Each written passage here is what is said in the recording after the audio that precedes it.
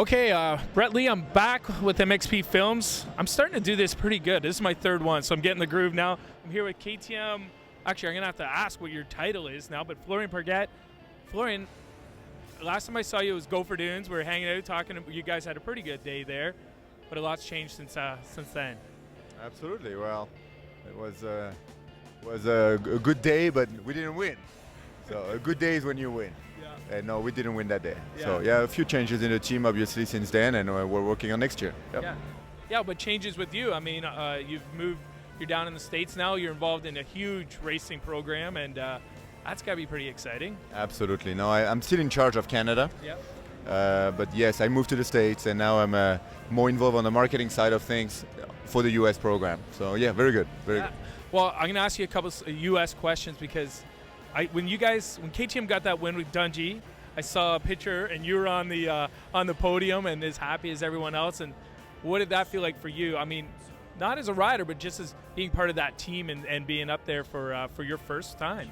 Well, that was a very emotional moment for everybody because when you see that brand successful like it was that day in the United States, it was very special for everybody. We had some Austrian management visitors as well that night. So actually, Mr. Trunkelports, who's part of the family of the T of KTM, was there that night. So we were all cheering off, and that was quite an amazing moment actually to live with the brand. Very, very good for a marketing guy.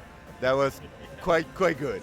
Yeah, but how big was the ulcer almost when Dungey's bike breaks down, he goes to the LCQ, all that sort of stuff? I mean, that was one of those nights that, look, everything's against you. It's not going to happen, and I guess it leads to it. But the middle of the night, you guys must have been just like stressing right out. Well, the best stories are always built on drama, and there was a lot of drama that night. We won the first main, we won the Dungey main. We had all kind of problems with the bike at the Dungey level as well that night. We brought back the KGSC that night, the KTM Junior Supercross Challenge.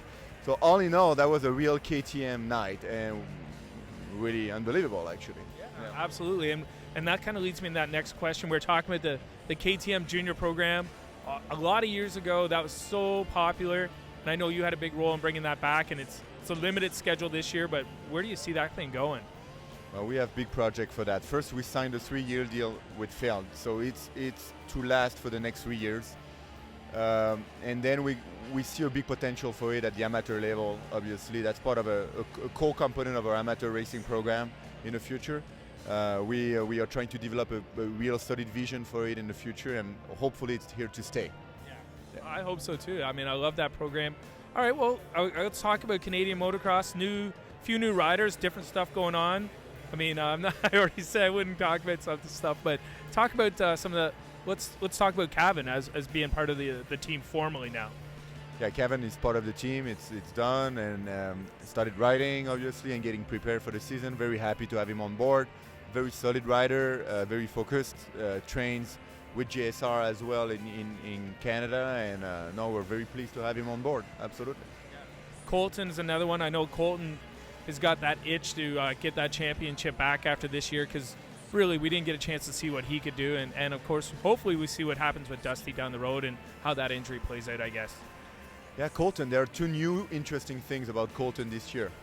One, he's not hurt, and he didn't win last year. Yeah. So the guy is super hungry to do well, and we're very pleased so far on how things are going well. He's riding the new 450 SXF, new chassis, new engine, everything. He loves it, and he's super fast. Nice. All right. Well, I mean, are we going to see you, I guess, a bit at some Canadian nationals? What's some of the stuff KTM's got planned for Canada this year? I know I talked to Danny Barreau, who works under you, and he's got some great ideas with contingency and stuff like that. So I know you guys are staying heavily involved in moto.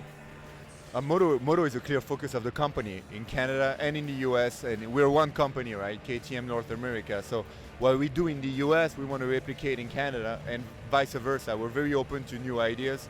It's very refreshing actually to have the two countries talking to each other that much.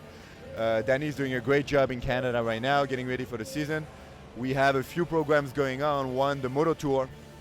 Danny, I know, is working a lot on that, which is basically a demo program, off-road demo program, kicking up very soon in the spring.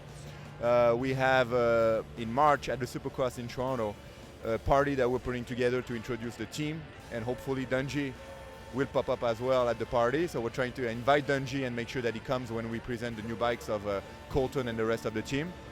And lots of things, exciting stuff. So stay tuned on the KTM family. Absolutely. Well, I won't take any more of your time because I know you're a busy man, but thanks for taking the time to talk to MXP. Thank you, guys. Very happy to see you here, actually. Lots of Canadian guys, actually, over the weekend. Canadian dealers. Good show. Thank you. Yeah, perfect.